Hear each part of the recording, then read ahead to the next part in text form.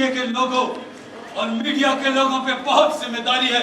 अब तुम्हारे बदलने का वक्त आ चुका है। अपने मीडिया से मगरबी जलगार को खत्म करो और मुसलमान के कल्चर को उजागर करना तुम्हारा फर्ज है। अब तो जिंदगी का एक ही मकसद है खान साहब, कि अल्लाह के दीन को लेकर निकलना और पूरी दुनिया पर छा जाना। अब हर उस आदमी का जो अल्लाह और उसके रसूल का नाफरमान है सर कलम से कटेगा। अब इस्लाम का कलम सिर्फ हक और सच्चाई के लिए उठेगा। अब हर इंसान सिर्फ इस्लाम का नाम लेगा और सिर्फ बेहयाई, गुर्बत या अपनों के ख्यालात के बारे में बात नहीं होगी, बल्कि कलम दुश्मनों के खिलाफ नंगी तलवार साबित होगा, नंगी तलवार साबित होगा। क्या बात है, वो नर का बचा लगा यार।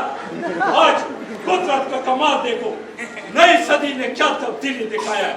वो जिधर असला और कारोबार बारूद का होता था, उधर अब अल्लाह के दीन का प्रचार होगा।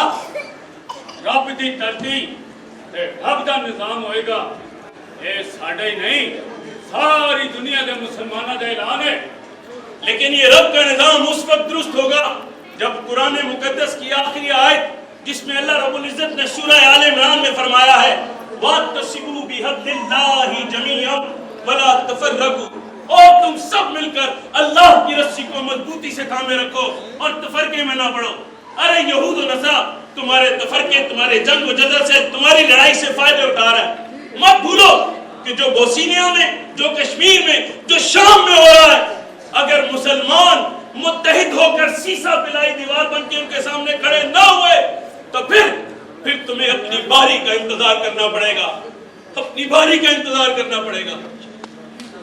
मेरे साथियों, आज जिस तरह आप लोगों ने सबने अपना अपना एहतसाब कर लिया है, तो उठो, अल्लाह और रसूल के दीन को लेकर उठो और जहां तक इस रोशनी को पहुंचा सकते हो पहुंचाओ, क्योंकि हम सब मुसलमान एक है, उम्मत मुसलमान एक है, एक रहेगी और एक रहेगी।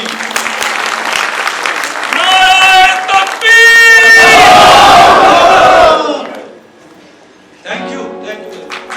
बरसों के बाद फिर उड़े परचम। 2 मिनट आपके लेंगे प्लीज 2 मिनट आपके लेंगे। प्लीज अपनी अपनी सीटों पे 2 मिनट बैठे। बड़ी हमने मेहरबानी होगी आपकी, बहुत मेहरबानी होगी, गेट बंद कर दें। जहाँ इतना आपने ड्रामा देखा अपने शौक के लिए, वहाँ 2 मिनट हमें और दें आप।